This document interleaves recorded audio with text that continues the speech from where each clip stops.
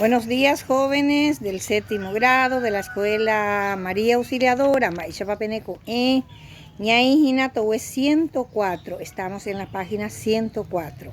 Nuestro tema de hoy, texto periodístico. Va página jae texto periodístico. Jae Peteín Marandu es una noticia.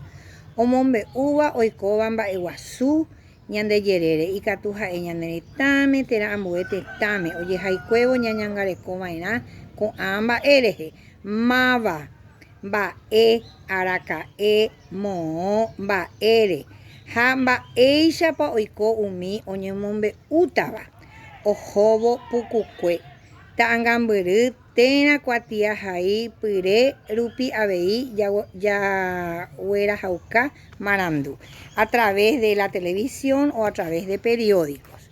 Bien, tenemos el concepto de marandú de noticia. Upeika tu ella maisha paya eta ya potajina petein yambojobaita porandú va omombe un marandú que cuenta la noticia.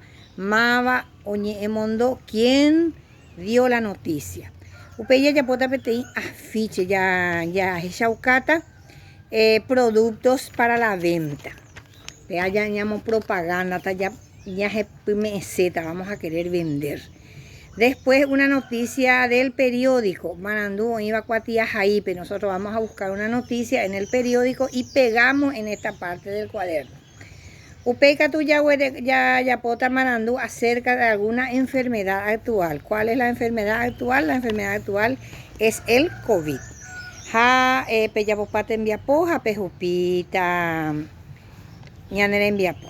Buenos días para ustedes.